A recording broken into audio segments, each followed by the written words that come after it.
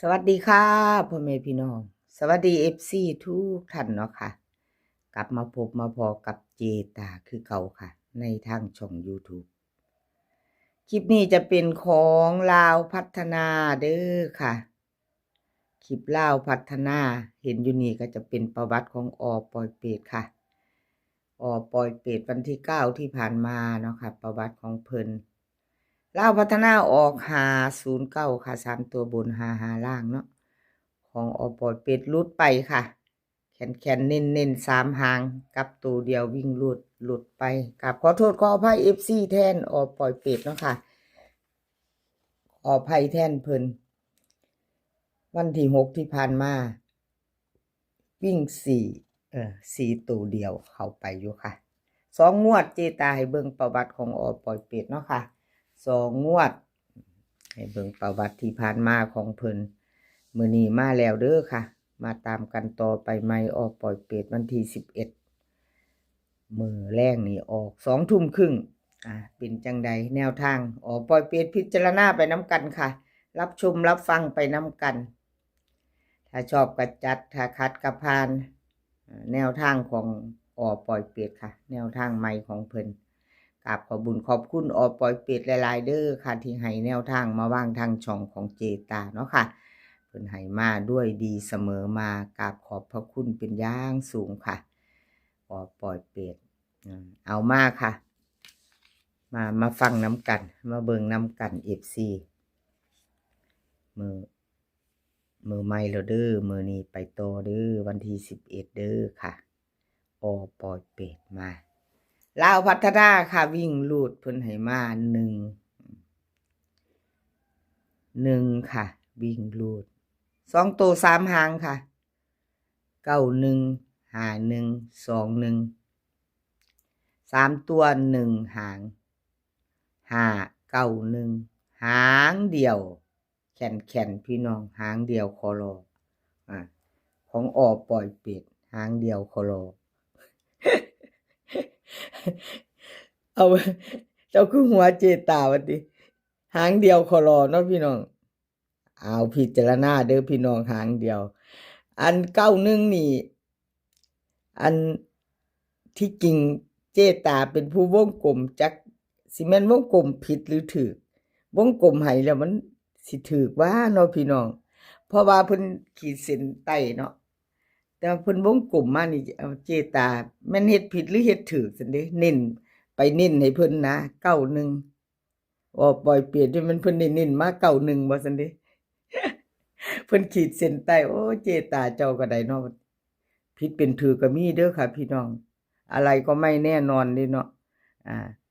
ถ้าเพิ่นบ่เน้น91เจ้าไปวงกลมให้เพิ่นเข้านี่ก็ดีไปเนาะบ่เป็นหยังดอกเนาะค่ะพี่น้องเนาะ3หางเน้นแข็งเน้นเจาะ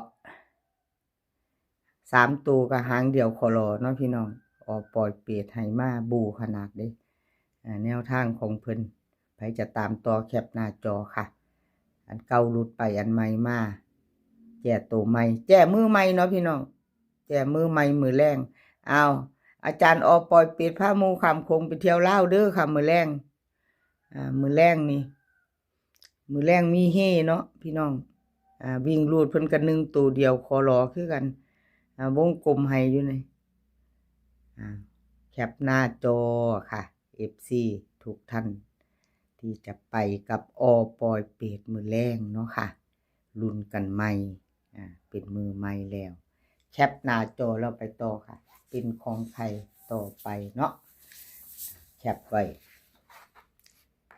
น้อยๆเนาะพี่น้องสำหรับผู้ที่มักหน่อยเนาะมักรุ่นน้อยเจตาก็จะเป็นรุ่นน้ำเพิ่นอยู่พี่น้องรุ่นน้ำปล่อยเปรต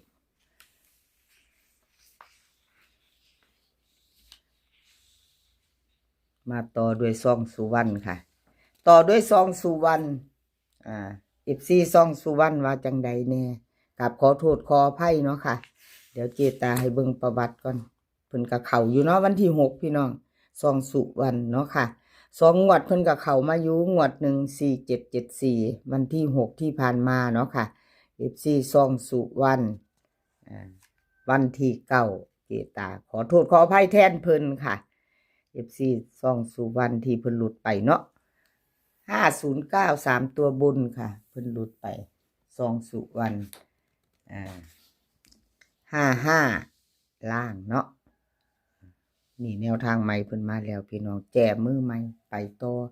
แจมือใหม่มื้อนี้เนาะค่ะ FC ซ่องสุวรรณเตรียมแคปหน้าจอไว้ลุ้นต่อมื้อแลง2 ทุ่มครึ่งเนาะค่ะไปต่อกับซองสุวรรณกับขอบุญขอบคุณซองสุวรรณหลายๆเด้อค่ะที่ให้แนวทางมาวางทางช่องของเจตาด้วยดีเสมอมากับขอบพระคุณเป็นอย่างสูงค่ะอาล่าพัฒนาค่ะวิ่งลูดมือแรงเพิ่นให้มา5 กับ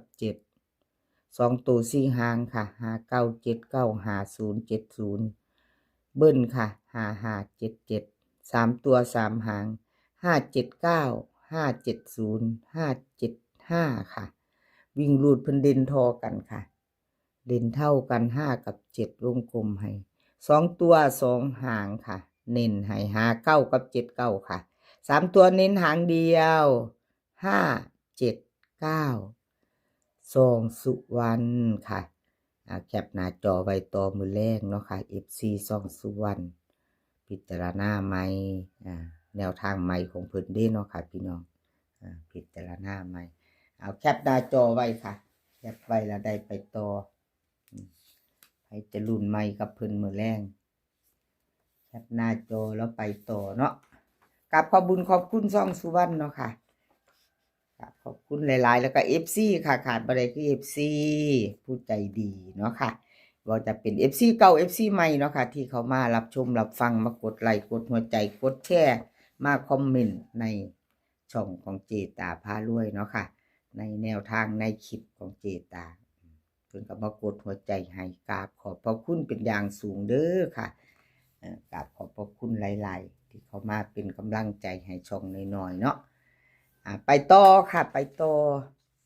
แต้วน้อยค่ะแต้วน้อยประวัติของเพิ่นวันที่เก่าเนาะค่ะ509 3ตัวบน55ล่างแต้วน้อยเข้าไปอยู่ค่ะแต้วน้อยเข้าไป9ตัววิ่งลูดเพิ่น9ตัวหนึ่งอยู่ค่ะ2ตัวมา1ตัวแต้วน้อยก็ยังบ่ทันหลุดเนาะพี่น้องยังเข้ายังเดินอยู่เดินอยู่ค่ะอันวิ่งลูดของเพิ่นให้มา3ตัวเข้าไปอยู่เนาะ2 งวดอยู่เข้าไปวิ่งลูดของเพิ่นก็ยังบ่ทันหลุดสายวิ่งสายลูดพระจะตามต่อกับแต้วน้อยก็มาพิจารณาใหม่มื้อแรงเนาะค่ะแคปหน้าจอแล้วก็เตรียมไปลุ้นต่อแต้วน้อยเนาะค่ะเบิ่งใส่กันถึงแนวทางเก่าแนวทางใหม่เนาะค่ะของเก่าของใหม่เอาให้เพิ่นเบิ่งใส่กันแน่จักหน่อยเนาะบางคน FC เพิ่นก็ต้องการเบิ่งเนาะพี่น้องบางคนเพิ่นก็เบิ่งมักเปรียบเทียบใส่กันวันที่9ที่ผ่านมาแล้วก็มาเบิ่งใส่วันที่11เนาะค่ะ FC บางคนเพิ่นก็ชอบเบิ่งอยู่มาไปต่อ